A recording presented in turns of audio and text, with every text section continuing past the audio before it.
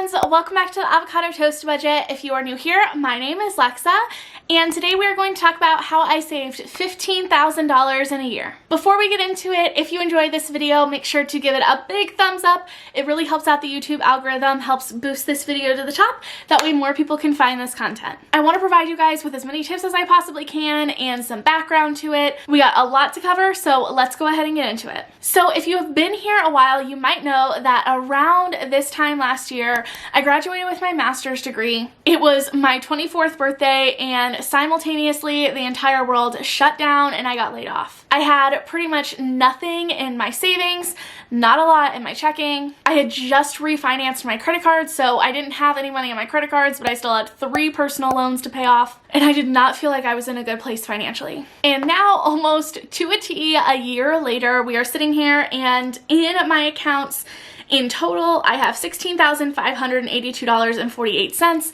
That is not including my investment accounts. That is just my checking and savings accounts. That is also factoring in taking out any money that I owe on my credit cards that I do pay off in full every month. 90% of that is saving. So I just went ahead and rounded it to say about $15,000 in savings. And to give some context for you all, I do want to mention some of the things that have just inherently allowed me to be in a position to save that money. I definitely think that there are things that I changed about my spending and my money habits, things that I learned along the way that made a huge difference. But I also recognize and always want to make sure that I make it clear there are privileges that play, there are financial situations at play here that I think that are important, contribute to my ability to save, and I want to talk about. The first one is obviously the most straightforward, which was my income. When I graduated with my master's degree, I was working as an RBT, a registered behavior technician, and I was working hourly. I was making about $21 an hour, but even though I was technically full-time, the job that I was working was very variable because if any client canceled, if I didn't have session or therapy that day, I didn't get paid. So that's why it's really hard for me to narrow down exactly how much I was making, because if I did the math on it, I could just say, oh, I was making about $800 a week before tax, but a lot of times I wasn't working that full 40 hours. Sometimes I would work the full 40, sometimes I would work less than 20, it really all depended. But that was the job that I had from about March, which is when we're kind of calculating this to all start, until about mid-April when I got laid off. At that point when I got laid off, I was getting, I believe it was about $300 a week in Michigan unemployment, and then at that point, the extra $600 for federal unemployment had come through as well. So I was making about, I think it was $900 a week. And again, I can't remember exactly, but I believe that I was laid off anywhere between 6 and 8 weeks. Let's be perfectly honest here, that entire time in my life was just a complete blur.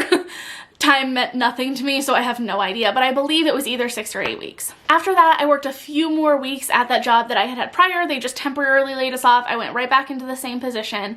However, very shortly after that, I was able to take my test to become a BCBA, which is the next level in the position that I was in because I had graduated with my master's degree. I then went on to pass that exam and I accepted a position as a BCBA with that same company. So I kind of just flowed from an RBT to a BCBA around the time of end of May, beginning of June. And I went from making about $21 an hour to making $65,000 a year, which if we do the math on that, I believe that's around $31 an hour, assuming that I was working a 40-hour week. So just to give a bit of a context, I went from making $21 an hour, but it was very variable. I didn't often hit that $40 an hour mark, to being a salaried employee, $65,000 a year, but that averages, so you can kind of get a sense of how much my raise was, to about $31 an hour. And I've had that job from the beginning of June all the way up until now. By the time that this video is going up, hopefully, I will be done with my last day and I will actually be moving on to the ATB full-time, but for the majority of the time that I was building up the savings, that was my income. Also, for the majority of that time, I was already putting in about 15 to 20% of my income straight into my 401k, and the reason that I was able to do that, along with, again, being able to build up the saving, we'll talk about more of the strategic stuff here in a little bit, but the next point that I want to go on to is that we have kept our expenses relatively low. So me and my partner live together. We are a dual income household. We don't fully combine our finances. We just have a joint account where each of us puts 30% of our income into it and it covers our joint expenses. So basically what that tells me is I live off of about 70% of my expenses for all of my non-necessary expenses. The only real necessary expenses I have on my end are car insurance payment. I don't have an actual car payment because it's paid in full, any groceries that I want, gas, and basic clothing. So after taking into account my 401k contributions and the little bit of like necessary spending that I have, I would say on average I probably was able to save about 50% of my income. If you're curious, our exact like take home pay after tax and all of our expenses and like the nitty gritty of our finances, I am very open about that. I do budgeting videos on here all the time, and I will link one of those up here so you can have like the exact numbers. But now that we have talked about like some of those base factors that come into play, now I want to talk about some of the changes that I made to my finances, the way I looked at money, and how I was able to contribute more to save more of my money. The first thing that I did was I decluttered and I sold off all of my extra shit. I had racked up about $20,000 in credit card debt very quickly, and while a lot of that was spent on things that like weren't tangible things that I could sell, some of it was things that I just like didn't use and weren't of necessity to me, like extra clothing or things around the house that I just didn't need, some random electronics and decorations and things like that. And the first thing that I did was I made a Poshmark account, I made a Mercari account, I sold a couple of things on eBay, I believe, and we sold a bed frame on Facebook Marketplace, but pretty much anything around our apartment that I didn't feel like I needed anymore, I either gave it away or I sold it. And any of that extra money either went toward paying off my credit card debt or saving more money. I think that this can be an awesome way for you to kind of jumpstart your savings, especially if you know you're kind of one of those people that has things around the house that they don't use and they don't need and are just taking up space and mental and physical clutter. The second thing that I did is I supplemented my income with side hustles. So on top of my base salary at my day job, I had a few ways of making a little bit of extra money in order to put that money aside towards saving, investing, and paying off debt. Some of the side hustles that I did were we drove for DoorDash. We actually had a lot of fun with that. We did it together, me and my partner Liz. One of us would drive, one of us would go in and out of the restaurants and drop off the food and stuff, and it was a lot of fun. We made pretty good money. I think on average we made like $30 an hour. Of course, with DoorDash you're an independent contractor, so you do have to pay for all of your taxes, you do have to pay for all of your expenses, so gas and the wear and tear of your car and all of that, but overall, it was a good time for us to spend together and also make a little bit of extra money. Of course, also, I started the ATB and I started doing affiliate marketing. Now, because I was lucky and I saw such a huge growth in my platform around the time of like December, January, a lot of people thought that the reason I was able to save so much money and pay off so much debt was because of the ATB. But mathematically, most of my money didn't come from that. I just recently started to pay myself. If you want to see that video, I talk about my first like paycheck to me up here in this one. I also have a video talking about my first YouTube paycheck, how much I made in YouTube AdSense. I will also link that up here just in case you were curious. But up until recently, I didn't take a lot of money from the ATB. Every once in a while, I would use like the affiliate money that I got on Fetch Rewards to buy myself a Starbucks gift card or to buy us some stuff on Amazon, but that was usually about the extent of it. But that's definitely like at least a couple of $100s that kind of came in from different platforms through affiliate marketing. So if you don't know what affiliate marketing is, it is basically just when someone has like an affiliate code where it tracks back to them. If you sign up for the service, buy the product, sign up for the product, you usually get some sort of a benefit, and so does the person who is recommending that service or product to you. I really like affiliate marketing. I especially like it when you guys get a deal out of it too. It is an awesome way for people to support you in a way that is free, because a lot of my affiliate links don't actually cost you any money or they save you money. And it can be a really good way for you to make money whether you're a social media influencer or content creator or not. Even if you're just referring friends or family to these things that you love, both of you can get a little bit of a bonus. I also dabbled in reselling on Poshmark for a little bit. I'm not gonna go too much into it because I did it like once and then I absolutely hated it, and I ended up just like donating most of the clothes. The next thing that I did that I really think played a huge role in me being able to save more money was I established a strong why, and I established goals for myself as well. The reality of it is that the process of saving money and paying off debt, it's never easy. It can be really fun at first, especially if you're like really just kind of like experiencing that initial euphoria of starting to see your accounts grow and see that debt going down, and it seems fun, and you have all these savings trackers, and you're learning to budget, and you're finding all of these fun ways to do like savings challenges and things. Those can be awesome, and I love them. And I mean, I'm personally, this is like what I talk about all the time. I have like a special love for budgeting, but I also know that for the majority of people, that initial euphoria is going to wear down, and you're going to stop wanting to spend so much time thinking about budgeting and your money. And I think because of that, having a strong why for why you are doing this is really important, because you're going to have setbacks, you're going to have expenses that you didn't see coming, emergency expenses, you're going to be really close to paying off your debt, and then your car is going to break down, or something's going to happen that you have to spend money on that you didn't plan on, and it kind of sets you back in your goals.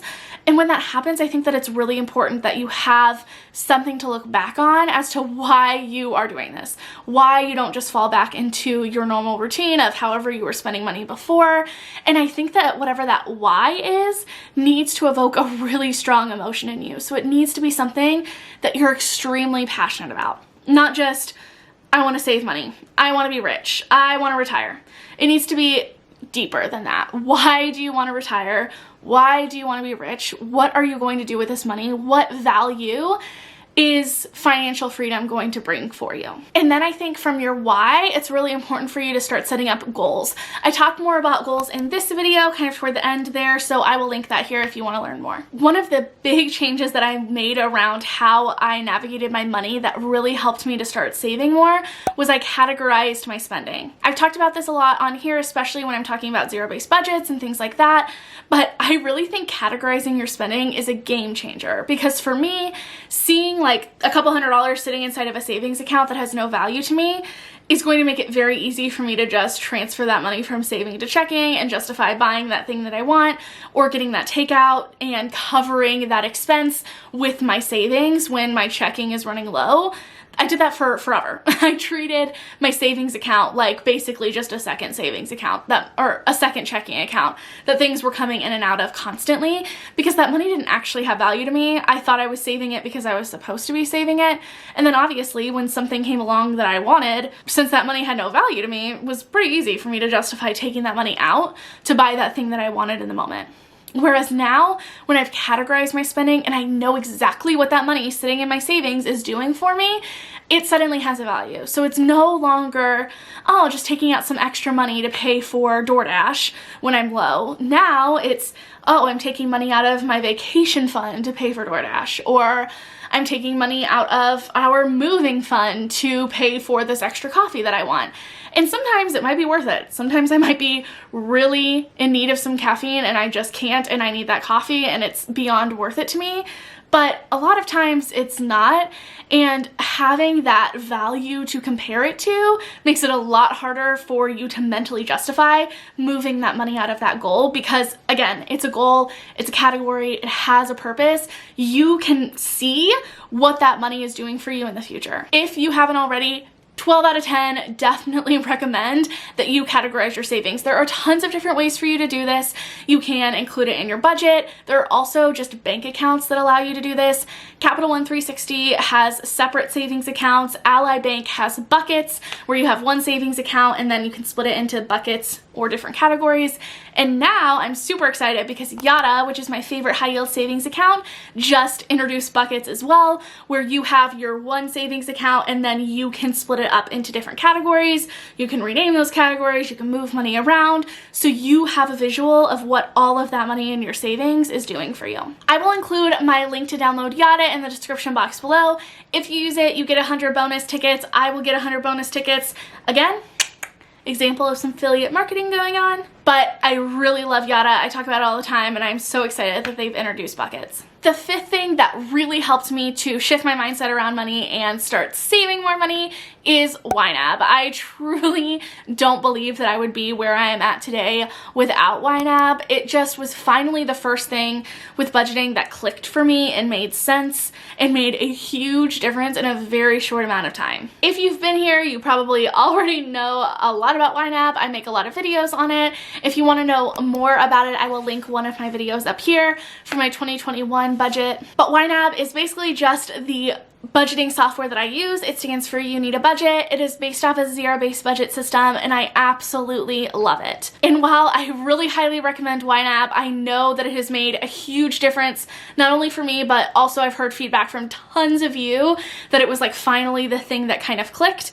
I also know it doesn't work for everyone, so really this point could just be to establish some sort of a budgeting routine that does work for you. You may not find it on the first try. I went through so many different types of budgets before I finally found one that worked for me. But getting on a budget that works for you honestly is like one of the biggest differences that you can make for your saving, investing, and debt payoff goals. The sixth thing that helped me save more money was automating as much as I possibly could. In the personal finance world, people often talk about this idea of paying yourself first, which is basically just putting money into savings before you do anything else with that money, whether it's a certain amount or a certain percentage, to make sure that future you is taken care of. You are paying future you first. I think that that is a really powerful tool, especially if you have a job where you can set it up where that money never hits your bank account in the first place. It always just goes off to a separate savings account where you never really have to see it. That money can really add up when you're not looking at it all of the time. But I also think it's just as important to set up automatic payments for all of your bills as well. Those late fees can really add up, or those overdrafts because you didn't see that bill coming really adds up. So I think that automating whatever you can is so important. The way that I set up all my bills is pretty much anything that comes out of my credit card, and then I know that I have my credit card set to be paid in full every single month, and that is what works for me. But to this day, I also still have reminders on my calendar and on my phone when certain things are due so that I can make sure that they actually do go through all my credit cards, and I can make sure that I actually have that amount of money in that account so that I don't overdraft. But automating your saving and also automating all of your expenses can be so helpful for those days or weeks or months at a time that you just don't feel like focusing a lot on your money. If you have everything automated, it'll be a lot easier to save than if you have to do it personally. And then the seventh thing and the last thing that I did that I feel like really contributed to helping me save $15,000 in that year was that I kept my cost of living low. A lot of times what happens when people get a raise or a promotion is when they start making more money, they use that as an opportunity to inflate their lifestyle, meaning that if they make an extra $500 a month, they are now finding ways to spend that extra $500 a month, whether that is eating out more or more subscriptions or moving into a nicer apartment or house or getting a new car, literally anything like that. And we stayed away from that. Since me and my partner met, we have increased our income pretty substantially. When we met, I was working a minimum wage job. I was working at Planet Fitness and Starbucks, both part-time, but they kind of added up to full-time. And Liz was working at a gas station. We were both making like minimum wage at one job, and then I think like a little bit more than minimum wage at the other ones. But really in these last 3 years, we've yet to increase our lifestyle or inflate our lifestyle all that much. We continue to live in a one-bedroom apartment. We haven't added on any like extra car payments. Liz did get a new car, but she traded it in for another one, and really the car payments were about the same. We don't spend like a lot of extra money on a day-to-day basis compared to how we did. So because of that, instead of spending that extra money that we are now making, we are able to save it, put it toward investing, put it up toward paying off debt. Okay everyone, so that is it for today's video. I hope that you learned some really awesome tips that you can use to also help you save more money or pay off more debt or put more money toward investing. If you enjoyed this video, please remember to give it a big thumbs up. It really helps out the YouTube algorithm, helps boost this video to the top. That way more people can find this content. I will see you all next time. Bye.